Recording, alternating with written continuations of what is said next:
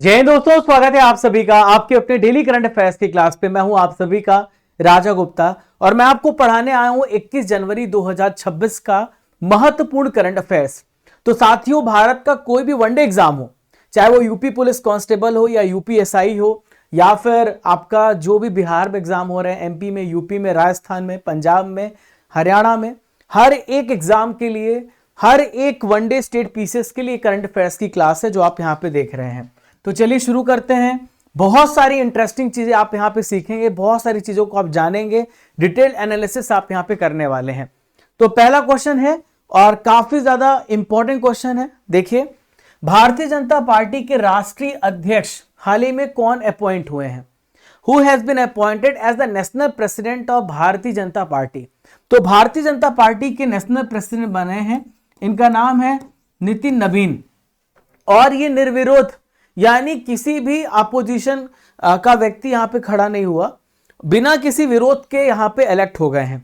अब other option है, उसको भी मैं आपको पूरा समझा देता हूं। देखिए, मल्लिकार्जुन खड़गे लिखा हुआ है, तो ये कांग्रेस के यहां पे प्रेसिडेंट है, इसको भी नोट कर लीजिएगा। मायावती जो है बहुजन समाजवादी पार्टी बीएसपी की प्रेसिडेंट है और Conrad Sangma National People's Party के अध्यक्ष हैं। भारत में टोटल 6 नेशनल पार्टियां हैं, उनमें से मैंने आपको 4 बड़ी पार्टियों के बारे में बता दिया है। तो मल्लिकार्जुन खड़गे कांग्रेस के हैं, मायावती बहुजन समाज पार्टी के हैं और Conrad Sangma National People's Party के अध्यक्ष हैं।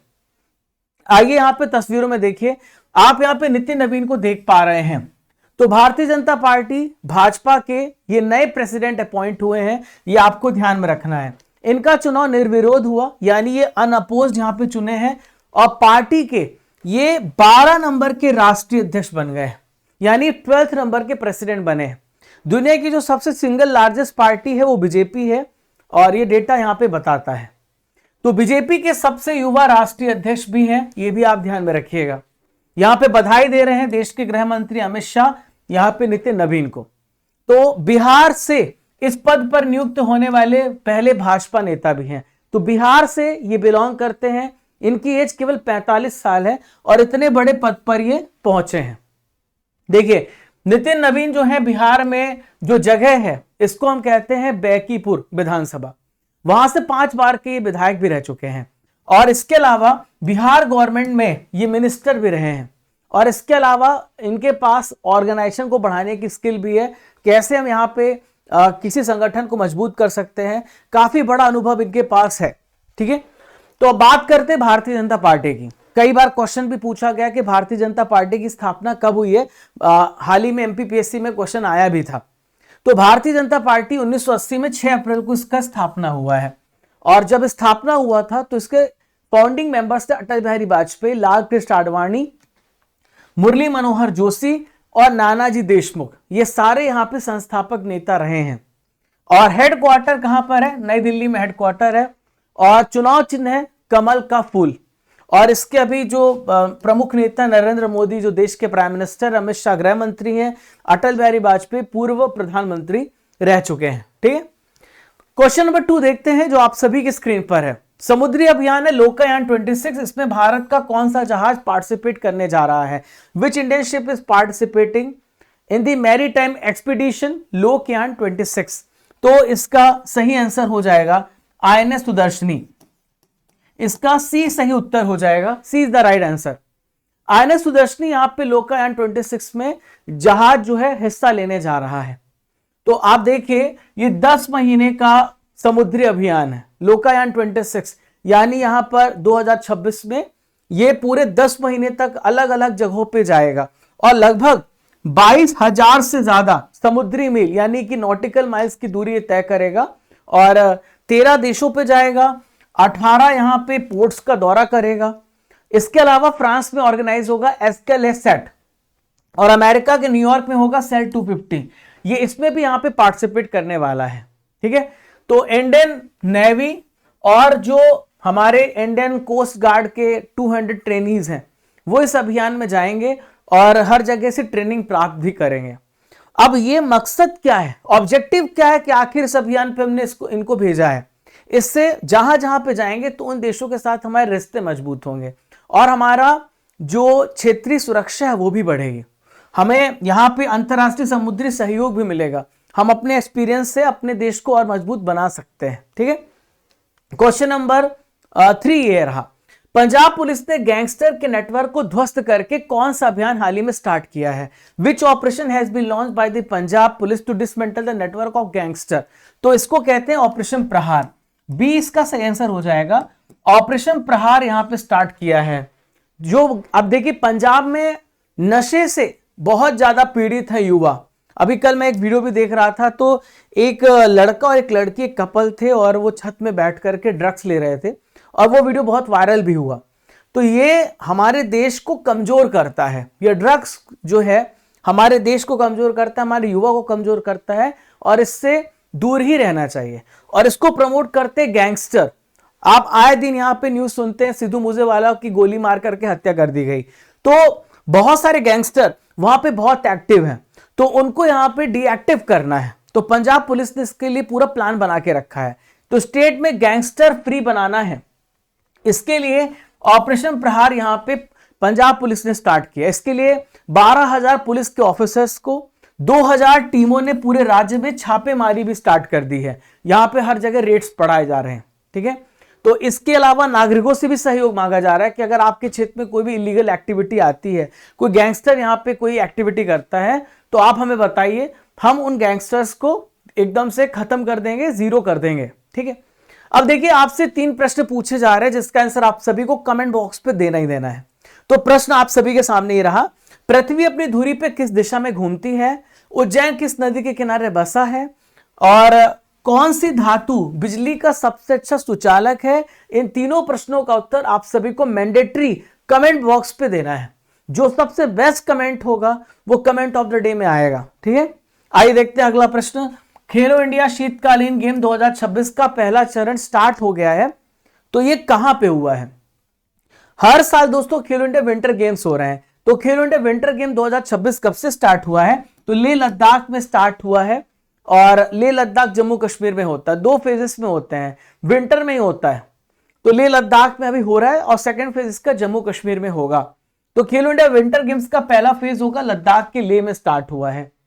इस एडिशन में 1000 से ज्यादा मेल और फीमेल दोनों यहां पे पार्टिसिपेट करेंगे इस खेलो इंडिया विंटर गेम्स में। इसका जो मेन अट्रैक्शन है वो है फिगर स्केटिंग। फिगर स्केटिंग को यहां पे शामिल किया गया है। और खेलों का जो दूसरा फेज होगा, जैसा मैंने आपको बताया, जम्मू कश्मीर में होगा। कहां पर होगा? गुलमर्ग में होने वाला है, गुलमर्ग में आयोजित किया जाएगा। कब से स्टार्ट हुआ विंटर गेम?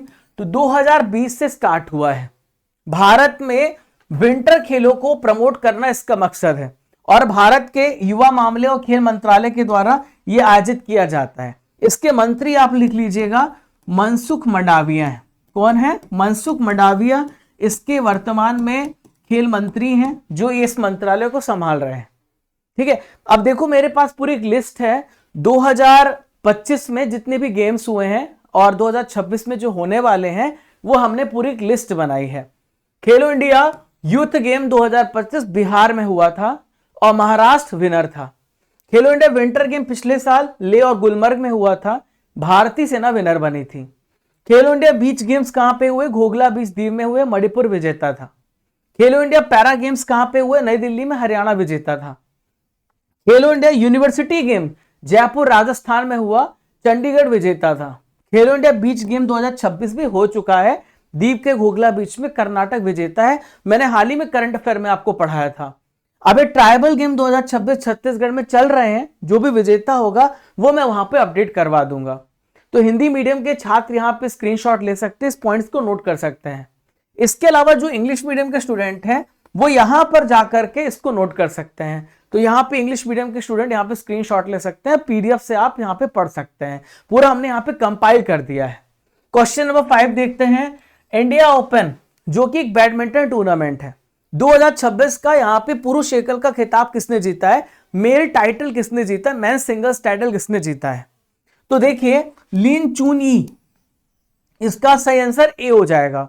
लिन चुन ई यहाँ पे पुरुष एकल के विजेता बने हैं और ये 13 से लेकर 18 जनवरी के बीच में 24वां संस्करण हुआ और इंदिरा गांधी एरिना में हुआ है, नई दिल्ली में ये ऑर्गेनाइज किया गया। यहाँ पे जो आयोजन करता है बैडमिंटन एसोसिएशन ऑफ इंडिया के द्वारा इसे ऑर्गेनाइज किया गया। देखिए यहां पे विजेता जो थे लिन चू ई हैं जो कि ताइवान से हैं। महिला एकल विजेता आन से यांग है साउथ कोरिया से। और यहां पे पुरुष युगल, यहां पे 2 पुरुष पार्टिसिपेट करते हैं, वांग चांग और लियांग वेंगे जो चाइना से हैं। महिला युगल का खिताब लियू शेंगशु और तान निंग ने जीता, चाइना से हैं। ठीक है। मिक्स डबल्स का खिताब डेचापोल पुवरानोकोर और सुपिसरा पेव संप्रान थाईलैंड से हैं। मिक्स डबल्स में एक लड़का होता है, एक लड़की होती है। तो India open badminton tournament Bharat का सबसे बड़ा इंटरनेशनल बैडमिंटन आयोजन है। तो एक क्वेश्चन आपसे डेफिनेटली पूछा जा सकता है, ध्यान में रखिएगा। अब ये 2008 से लगातार हो रहा है, ध्यान में रखिएगा। और 2023 से BWF वर्ल्ड टूर 750 श्रेणी में ये शामिल है, यानी 750 कैटेगरी का एक इंटरनेशनल टूर्नामेंट होता है, उस लेवल पर ही होता है। क्वेश्चन नंबर 6 आई देखते हैं।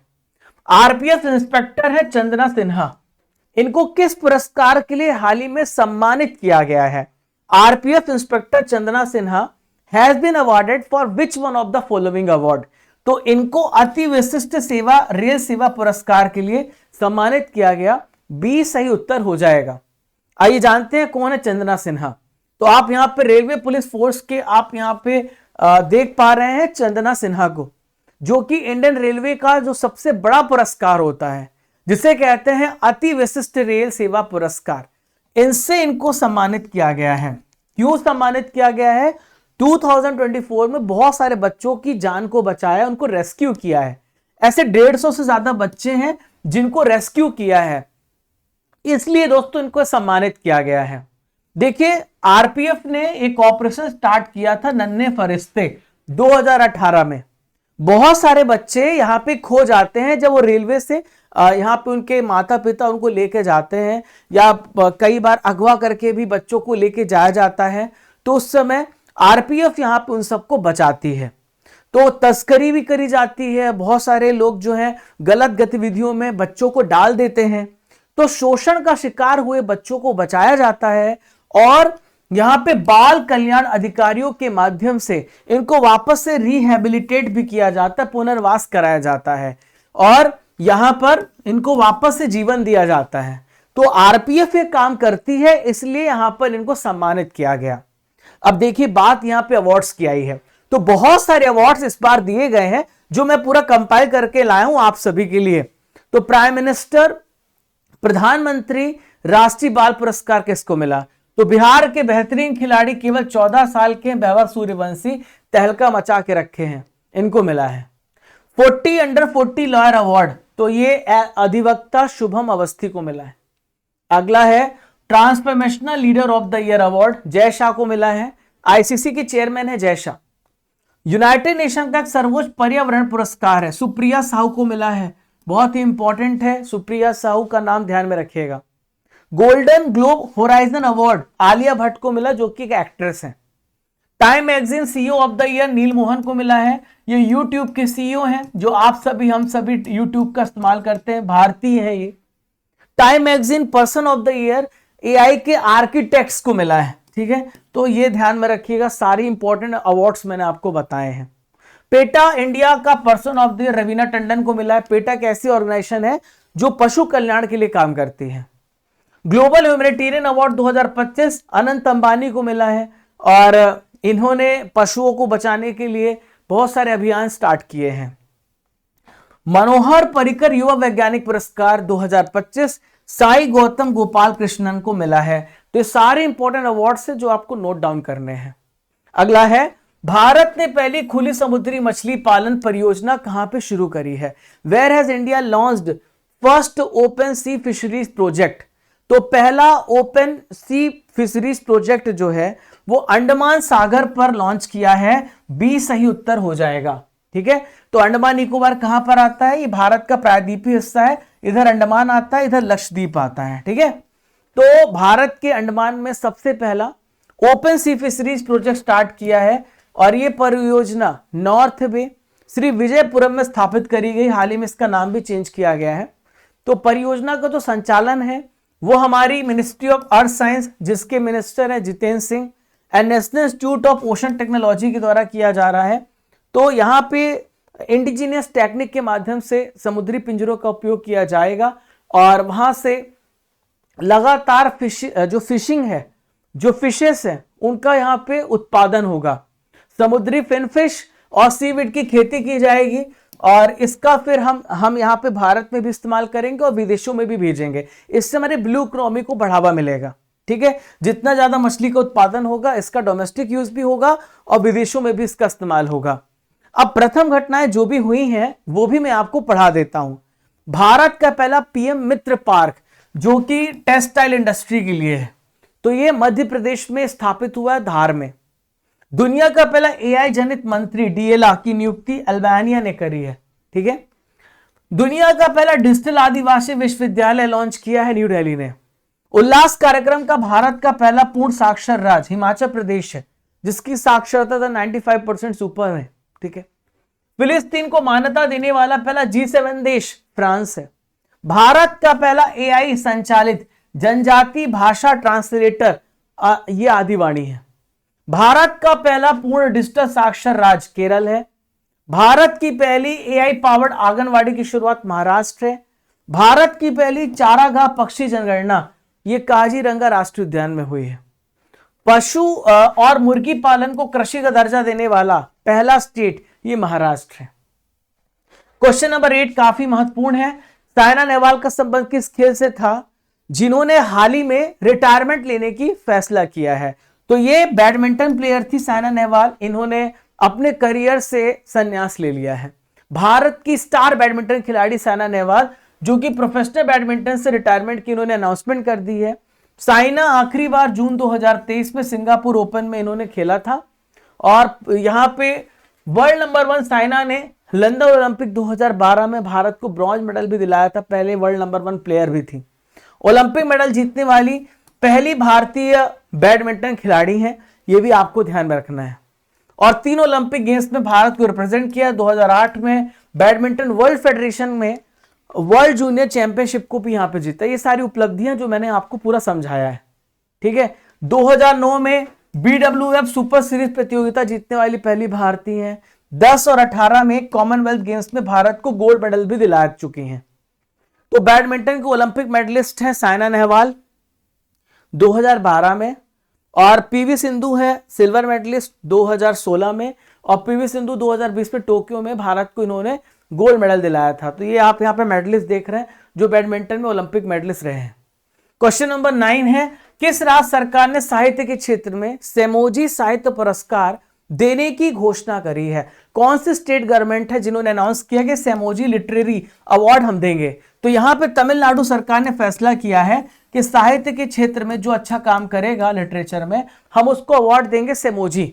ठीक है, तो तमिलनाडु के जो यहाँ पे सीएम है इनका नाम है MK स्टालिन, जो कि डीएमके पार्टी से द्रविड़ जो डीएमके पार्टी है इससे बिलोंग करते हैं। तो इन्होंने यहाँ पे बोला है कि नेशनल लेवल पर हम अवार्ड देंगे और इसके लिए सेमोजी साहित्य पुरस्कार के नाम से ये पुरस्कार दिया जाएगा। तो इसमें इसी प्रकार से अवार्ड की कैटेगरी रखी जाएगी जिस प्रकार से साहित्य अकादमी पुरस्कार में हो। साहित्य अकादमी पुरस्कार 24 भाषाओं में दिया जाता है। तो पहले फेज में तमिल, तेलुगु, कन्नड़, मलयालम, उड़िया, बंगाला, मराठी भाषा में जो अच्छा कार्य करते हैं लिटरेचर का, उनको हम अवार्ड देंगे। फिर धीरे धीरे सभी भाषाओं में देंगे। तो हर एक पुरस्कार के लिए 5 लाख रुपए की कैश प्राइज होगी और हर भाषा के लिए एक जूरी गठित होगी जो डिसाइड करेगी कि विनर यहाँ पे कौन होगा। क्वेश्चन नंबर 10 ये रहा, 2025 में चीन की जनसंख्या कितनी दर्ज करी गई है? तो चीन की जनसंख्या लगातार गिर रही है और यहां पे जो पॉपुलेशन है 1.404 अरब हो गया है, 1.404 बिलियन हो गया है। तो चीन की जनसंख्या चौथे वर्ष 2025 पे घट गई है और ये 1.404 हो गई है। और जन्मों की संख्या में बहुत गिरावट दर्ज करी गई है। तो जन्मों की संख्या 79 लाख रह गई है 2025 में। पिछले साल 2024 के कंपैरिजन में 16 लाख कम, 17% की कमी देखने को मिली है। तो हर 1000 व्यक्तियों पे जो जन्म दर है वो यहाँ पे रिकॉर्ड जो है 563 पे आ गया है। 2015 में एक बच्चे की नीति थी जो यहाँ पे 2 बच्चों की नीति में परिवर्तन किया गया कि आप ज्यादा से ज्यादा बच्चे पैदा करें, क्योंकि यहाँ पे जो बुजुर्गों की पॉपुलेशन है वो लगातार घट रही है, बढ़ रही है, और जो यूथ पॉपुलेशन है वो घट रही है। भारत में यूथ पॉपुलेशन दुनिया में सबसे ज्यादा है। अब यहाँ पे चाइना ने फैसला किया कि 2 बच्चे से काम नहीं चलेगा, अब हमें 3 बच्चे करने पड़ेंगे, और इसके लिए 2021 में 3 बच्चों की नीति भी लागू करी। तो दुनिया का सबसे ज्यादा जनसंख्या वाला देश भारत ऑलरेडी बन चुका है। हालांकि जनगणना जब होगी उसके बाद आपको और अच्छे डेटा मिलेंगे। तो चाइना अगर आप देखें तो ये रेड कलर में आप चाइना देख रहे हैं, जो कि भारत में ईस्ट में आप देखेंगे, नॉर्थ ईस्ट में भारत के देखने को मिलेगा। क्षेत्रफल के हिसाब से चौथा बड़ा देश है, बीजिंग इसकी कैपिटल है। यहाँ पे जो लैंग्वेज यूज होती है मंदारिन है। चीन में कम्युनिस्ट पार्टी का एक छत्र राज है। शी जिनपिंग यहाँ के प्रेसिडेंट हैं। यहाँ पे जो इंपॉर्टेंट रिवर है सबसे बड़ी येलो रिवर यांगजी है, और फॉरबिडन सिटी है, ग्रेट वॉल ऑफ चाइना है, दुनिया में फेमस है, जो अंतरिक्ष से भी दिखता है। चीन के नॉर्थ में अगर आप देखें चीन की लोकेशन को, तो यहाँ पे आपको मंगोलिया देखने को मिलेगा, और वहां पे गोबी रेगिस्तान है। 1950-51 में तिब्बत पर सैन्य कार्रवाई चाइना ने करी थी और उसको अपने कब्जे पे कर लिया था, हथिया लिया था तिब्बत को। चलिए क्वेश्चन नंबर 11 आइए देखते हैं। अंतरराष्ट्रीय मुद्रा कोष IMF ने 2025 का भारत का जो आर्थिक विकास पूर्वानुमान है वो कितना कर दिया है कि भारत इतने दर से 2025 में बढ़ने वाला है। तो ये भारत जो है 7.3% की रेट से बढ़ेगा, ऐसा यहाँ पे इंटरनेशनल मॉनेटरी फंड ने कहा है, जो दुनिया में सबसे ज्यादा है। ठीक है, तो भारत के विकास का पूर्वानुमान बढ़ाया है, 7.3% किया है, और ये भी कहा है कि भारत का विकास दर 2026-27 दोनों में घट जाएगा और 6.4% हो जाएगा आने वाले समय में। 25 के लिए ज्यादा ग्रोथ है, 26-27 पे घटेगा। तो अंतरराष्ट्रीय मुद्रा कोष में टोटल 192 मेंबर्स हैं। 1944 में IMF की स्थापना हुई थी, एक सम्मेलन हुआ था, ब्रेटन वुड एग्रीमेंट, उसके बाद इसकी स्थापना हुई। वॉशिंगटन DC अमेरिका में इसका हेडक्वार्टर है, और इसका मेन ऑब्जेक्टिव है वो है इंटरनेशनल मॉनेटरी जो कॉपरेशन है उसको बढ़ाना। दुनिया भर में जितने भी देश हैं जो विकसित नहीं है, विकास में की प्रतिस्पर्धा में लगे, उनको मदद करना, आर्थिक विकास को प्रोत्साहित करना और फाइनेंशियल स्टेबिलिटी को सुनिश्चित करना। हाल ही में किस शहर में गाइडेड पिनाका रॉकेट सिस्टम को हरी झंडी दिखाई गई है? तो गाइडेड पिनाका रॉकेट सिस्टम को नागपुर में ग्रीन फ्लैग दिया गया है, बी सही उत्तर होगा। तो नागपुर में हमारे देश के जो यहाँ पे डिफेंस मिनिस्टर हैं राजनाथ सिंह, इन्होंने गाइडेड पिनाका रॉकेट सिस्टम को यहाँ पे फ्लैग किया है, फ्लैग ऑफ किया है। तो गाइडेड पिनाका को बनाया किसने है? Private company solar defence and aerospace limited के द्वारा इसे तैयार किया गया है। और ये जो गाइडेड पिनाका है ये जो है अर्मेनिया भी भेजा जाएगा, जो कि पश्चिम एशिया में स्थित देश है, वहां पे भी यहाँ पे इसे भेजा जाएगा। तो गाइडेड पिनाका जो है ये क्या करेगा? दुश्मनों को, मतलब बहुत ही खतरनाक, एक शॉट में कई मल्टीपल टारगेट हिट कर सकता है पिनाका। तो ये 30 सितंबर को इसका दिसंबर को उड़ीसा के चांदीपुर में इसका टेस्टिंग भी हुआ था, Pinaka long range guided rocket का, और ये इंटीग्रेटेड टेस्ट रेंज से इसकी टेस्टिंग हुई थी 30 दिसंबर को। दोस्तों 12 इंपॉर्टेंट करंट अफेयर आप सबने बहुत ही डिटेल से पढ़ा है। अब बारी RRR की है, जहां पे हम पुराने महीनों के करंट अफेयर्स को रिवाइज कराते हैं, ताकि आपको पुराने महीने के करंट अफेयर भूले ना, और हर बच्चे को इसका आंसर देना ही देना है कमेंट बॉक्स पर। आपका दिमाग उतना ही ज्यादा एक्टिव होगा जब आप लगातार यहां पे आंसर देते हैं। चलिए दिसंबर में जो भी करंट अफेयर आपने पढ़ा था उसका रिवीजन करते हैं। राष्ट्रीय मखाना बोर्ड का शुभारंभ कितनी राशि की विकास योजना के साथ किया गया? तो ये 476.03 करोड़ रुपए के साथ इसकी शुरुआत करी गई मखाना बोर्ड का। ठीक है, अगला है, सर्वोच्च न्यायालय ने किस मामले में कहा है कि जबरन नार्को टेस्ट कराना असंवैधानिक है, अनकॉन्स्टिट्यूशनल है? तो ये बात कही है अमलेश कुमार बनाम बिहार राज्य के केस में, बी राइट आंसर होगा। छत्रपति शिवाजी महाराज की 25 फुट की ऊंची प्रतिमा का अनावरण किस स्थान पर किया गया है? तो इसका जो अनावरण है वो अठानी में किया गया।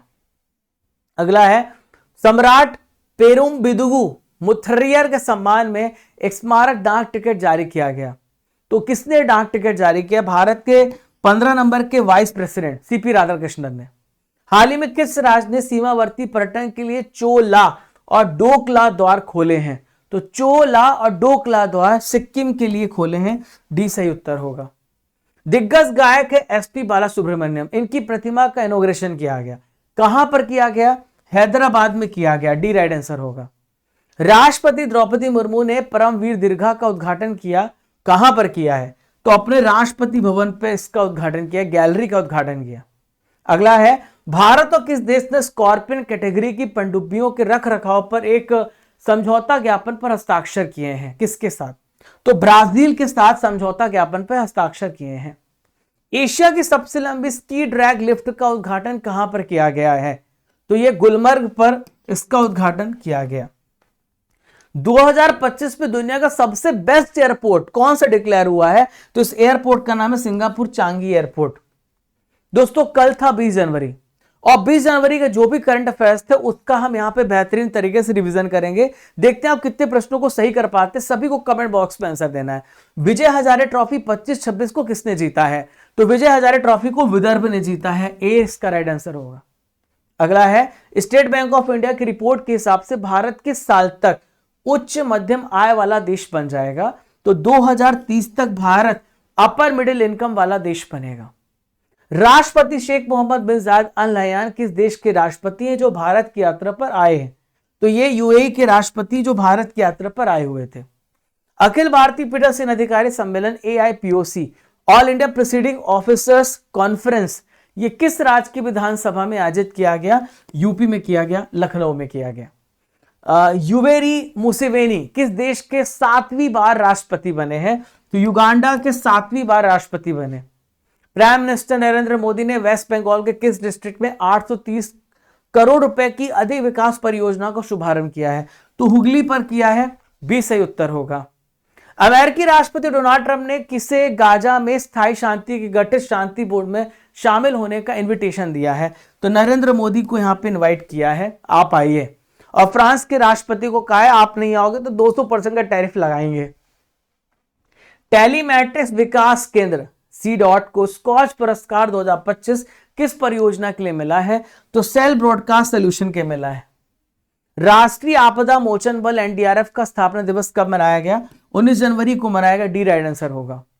पद्म पानी पुरस्कार 2026 किसे दिया गया है? तो ये इलैया राजा को दिया गया जो कि संगीतकार है। पिंके नदी किस देश में जिसे दुनिया की सबसे पुरानी बहने वाली नदी के रूप में मान्यता मिली है?